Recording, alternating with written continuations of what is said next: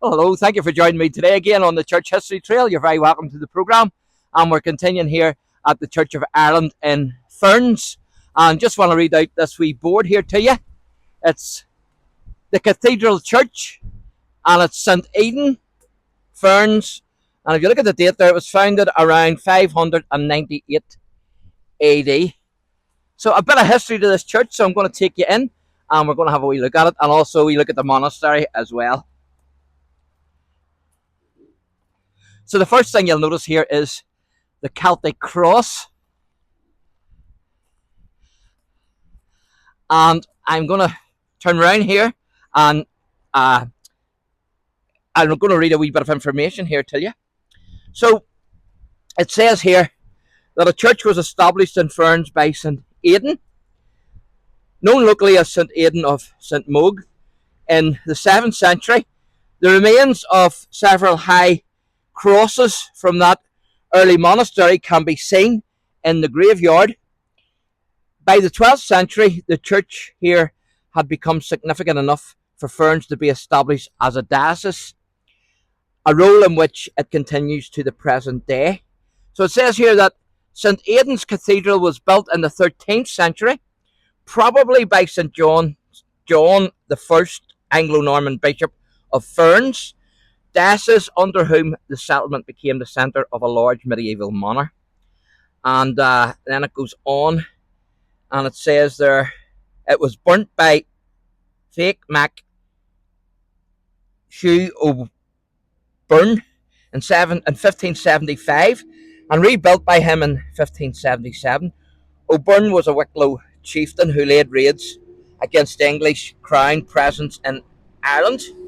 And then it says there, original medieval features inside the church include, and then it gives you different things that it has. And it says that there is a medieval crypt underneath the east end of the cathedral, and the arrangement of some of the windows is also original. So the cathedral was refurbished in 1817 when the central tower was added. So that's some of the pictures there. And you can see inside the church at the bottom one as well then. So you can see over here then a couple of croziers. Now I have to say these are the biggest croziers that I've ever seen. They certainly are massive, aren't they? I've never seen croziers quite like that before. Pretty big. But also we have a mitre here on this stone. And that's a bishop's hat, of course. So quite unique. So we're going to take a wee walk down here. And we're going to have a wee look. Now, this is very strange here because if you look through that window there, it's all bricked up. But yet there's glass still on the window. So very unique. You can see a wee bit in this one, I think. But not very much. There's old photos and stuff in there. And then this is the entrance. So if you look up, you can see a date just up there, 1817, whenever this building was built, this new building.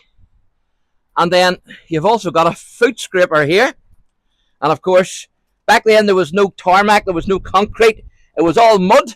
And when it rained, the mud was sticky, and you didn't want to carry that into the church, so you scraped your foot on the foot scraper to get the muck off the dirt, or get the muck off your shoe.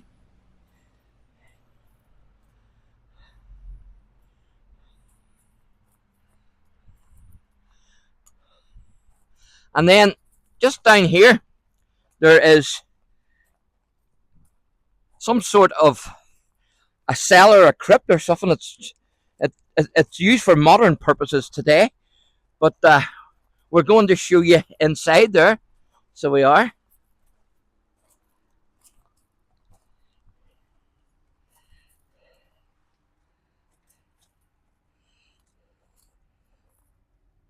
As you can see,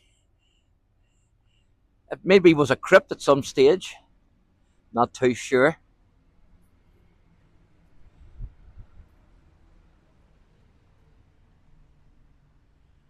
But there you go.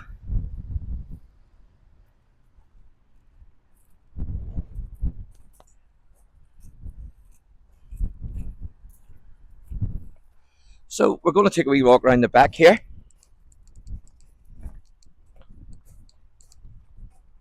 And I'm going to show you the old part of the old monastery. Anyway, you can see the old monastery there in the distance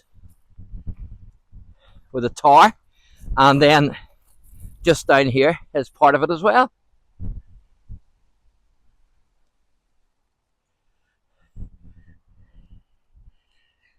So we'll take you down here, and there's a wee bit of information down here I'm going to read out to you.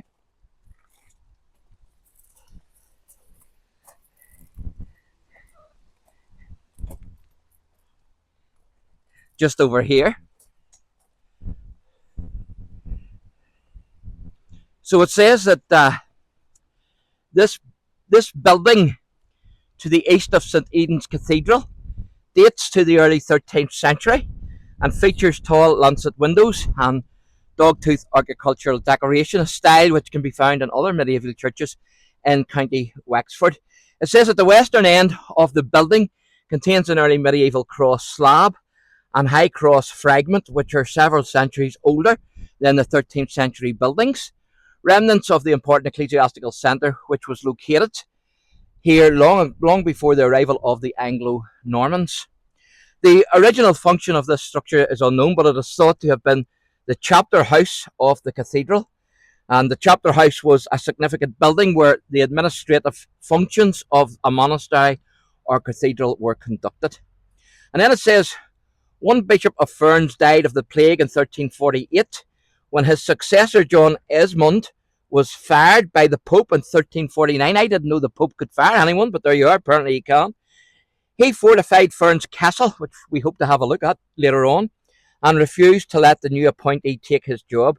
Eventually, when the forces of the new bishop were drawn up outside the castle, a traitor opened the gates and let them in. And the rain's coming, folks, so we better make this quick. You can see a couple of slabs there. One with a cross on it and another one in the shape of a cross. And so we're going to show you down here. You can see what's left of the monastery. The rain's over, thankfully.